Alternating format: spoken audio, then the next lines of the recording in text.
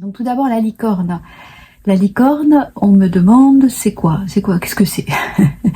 Qu'est-ce que c'est? C'est un abonnement que vous pouvez prendre sur mon site avec 2 articles inédits par mois.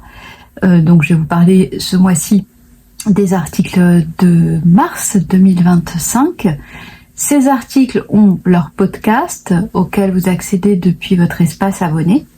Et puis, si vous prenez l'abonnement annuel, vous avez accès à 2 ateliers La Forêt de Questions, donc 2 heures de direct avec moi aux dates que vous choisissez dans l'agenda. Nous nous retrouvons en direct pour faire le point sur toutes vos questions concernant mes champs d'investigation. C'est en général un moment très apprécié de partage, extrêmement bienveillant et constructif. Voilà. Ce mois-ci, pour donc la première licorne du mois, l'article a porté sur l'une des maximes des 7 sages de la Grèce antique, 7 maximes que l'on doit à Pittakos de Mytilène est la suivante: reconnaît l'occasion favorable. Cette réflexion s'inscrit dans la suite d'une réflexion que j'avais déjà initiée sur le Kairos et que vous retrouvez pour les abonnés de la licorne dans mes archives. C'était d'abord un article que j'avais écrit pour l'Antipresse, parce que évidemment quand vous êtes abonné à la licorne, vous avez accès à toutes mes archives, donc mes articles, y compris ceux que j'ai pu faire paraître dans des revues payantes. Donc, je vais vous dire un petit peu l'état de cette réflexion. Je vais citer un tout petit passage de l'article. L'énigme se formulerait ainsi: le Kairos est le moment opportun. Selon la tradition, reconnaître le Kairos est la marque des génies. Ce don est-il un don de naissance, par nature, ou bien suppose-t-il un entraînement de l'exercice pour l'acquérir et le fortifier? Ou bien encore, saisir le Kairos supposerait-il à la fois un don de naissance et d'autres aptitudes à développer? J'avais insisté sur le caractère inné du talent qui consiste à saisir le Kairos, une sorte d'intuition géniale de l'action, pour attraper l'occasion, s'y engager de toutes ses forces et sa conviction, sans hésitation à ce moment-là précis. Mais Pittakos de Mytilène semble nous exhorter à discerner le Kairos, à apprendre à le connaître. Il s'agirait donc non pas uniquement d'un don naturel, d'un talent inné, d'une intuition géniale, mais aussi d'une qualité à acquérir. Alors demeure la question du comment. Comment acquérir cette qualité qui nous permet de discerner le Kairos, d'apprendre à le reconnaître?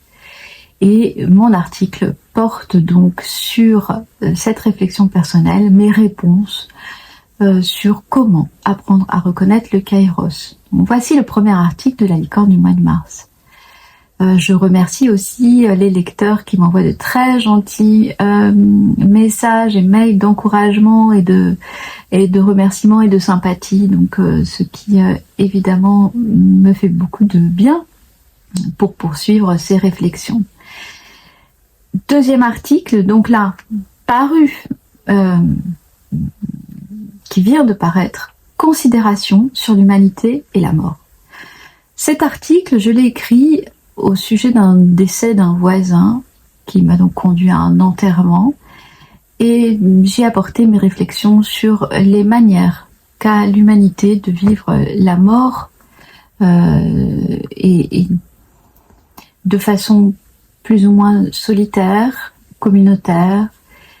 J'y fais également allusion aux déclarations actuelles de guerre qui foisonnent dans les médias, et je vous rappelle que cette fameuse loi de programmation militaire, j'en ai parlé en 2023, que Virginie Dero-Jorecchia a accepté aussi de répondre à une interview pour l'Antipresse en 2023, qu'elle a étudié dans tous les sens cette loi. Donc pour ceux qui sont abonnés à la licorne, vous avez dans votre espace les articles sur la loi de programmation militaire que j'ai écrit, et donc cette interview de Virginie Dero-Jorecchia également. Et je vous renvoie d'ailleurs à son livre La France sacrifiée, qui, comme vous l'avez vu, n'a fait l'objet d'aucune publicité, mais je pense que précisément, il est important d'aller consulter le travail de gens sérieux, de juristes qui se sont penchés dans tous les détails sur cette loi, car il n'est pas du tout un hasard que le terme menace soit sans cesse repris comme une litanie dans les médias, et vous le découvrirez dans ces articles, comme dans le livre La France sacrifiée de Virginie Darault-Recchia. Même si nous n'avons pas beaucoup de marge de manœuvre, je trouve important de savoir connaître la sauce à laquelle il est prévu que nous soyons mangés. Pour les lecteurs actuels et les futurs lecteurs, n'hésitez pas à me dire les sujets que vous souhaiteriez que je traite dans La Licorne. Faites-moi des retours avec vos désirs.